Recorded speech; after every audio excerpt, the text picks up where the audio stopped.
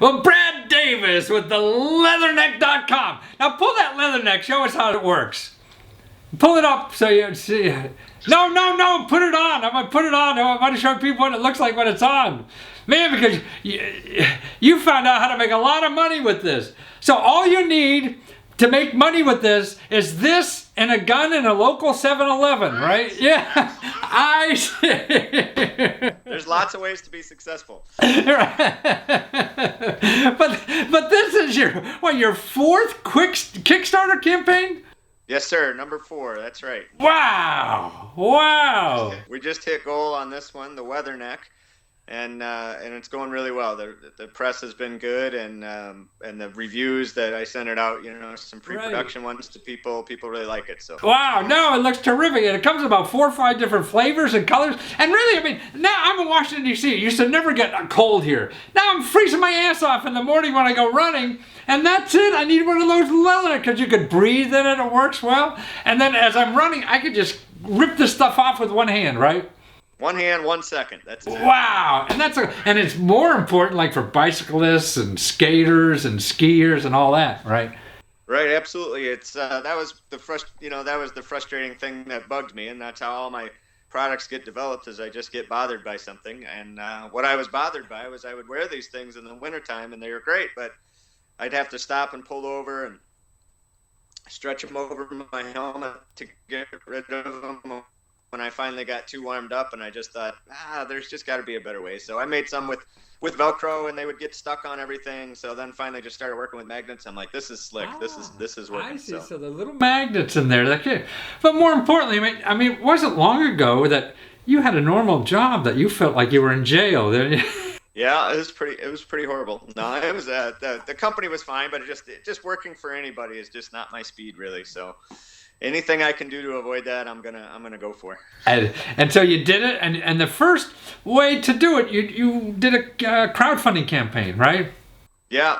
When the first Fix It Sticks came out, we did a crowdfunding campaign for that one. Hit $45,000 on that one. Wow. And then a year later, we did another one for Fix It Sticks for a different variation of it, and that one hit almost $90,000. Wow. Wow. Last year, I did a smaller campaign for a kind of a strange idea, the back bottle, and that one was $15,000. And then this one is already up to $13,000 after just 3 days. 3 days? Where else could you make $15,000 in 3 days? I don't know any place. And not even have your product shipping yet, right? No, it's still being made. So that's the beauty of it. You don't have to spend any money until you know people want it. Yeah, that's what. No, I sort of believe it now. It's easier than ever, and I think the history of mankind to start a business as it is now. Yeah, it's an unbelievable time. The access that I have with the internet connection and a couple of cameras and phones and.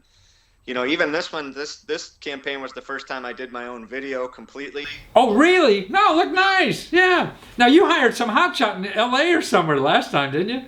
Yeah, the last couple times I've had some help too. At least the first one I hired somebody completely. The second one was editing. The third one was editing. And this one I'm just like, I'm going to try it on my own. And I think it came out well. Absolutely. No, it looks good.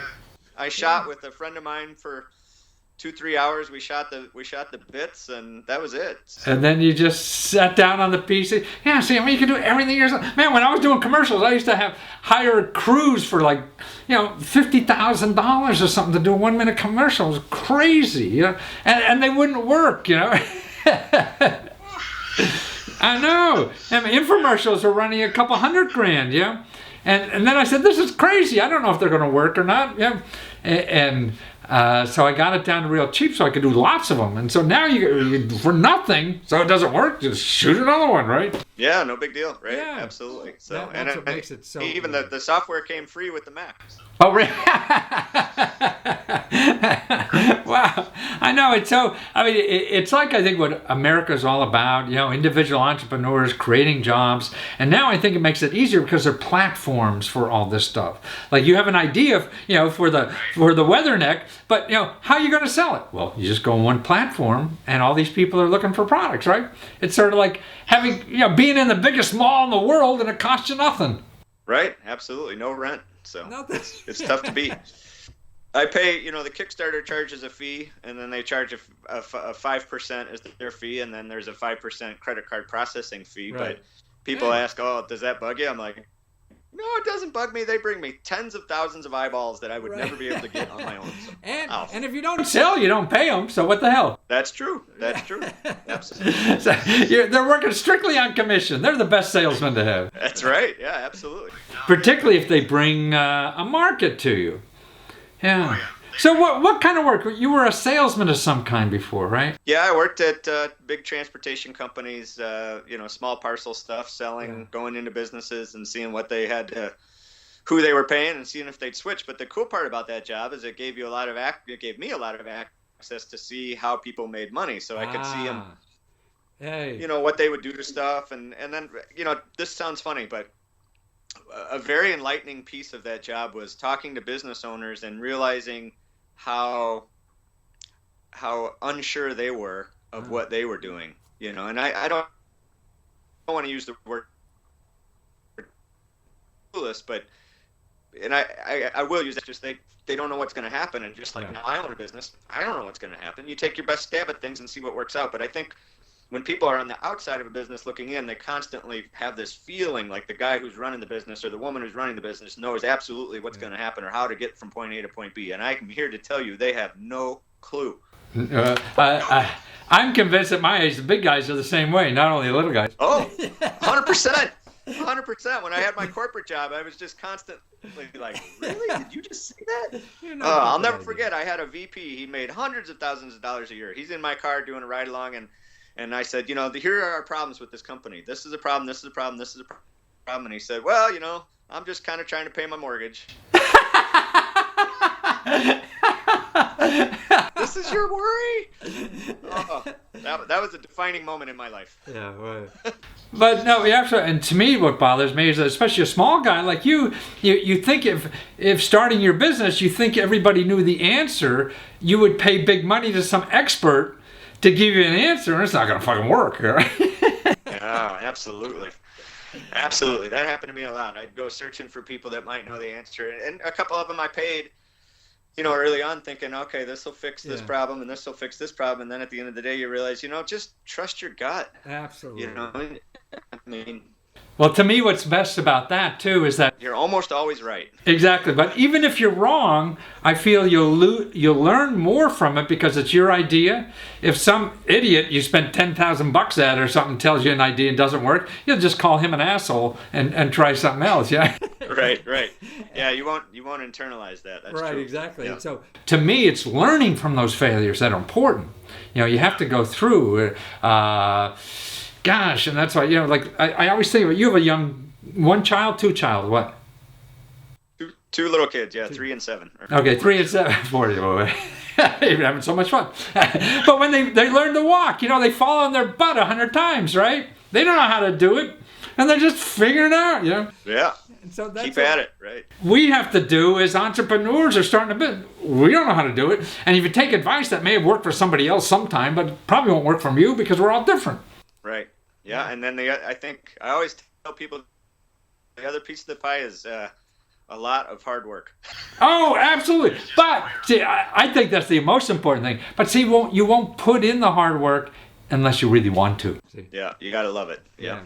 And so you're going to put in the hard work. So that's the key. You find something you like. You love the outdoors, and you're making products that make people happier being outdoors. Yeah, and it's fun. I love it. Yeah, it's great. Anytime, and people say, all the time, well, how do you get ideas? Or I'd love to do what you do. I just don't have any ideas, and that's not true. Everyone's got ideas. Yeah.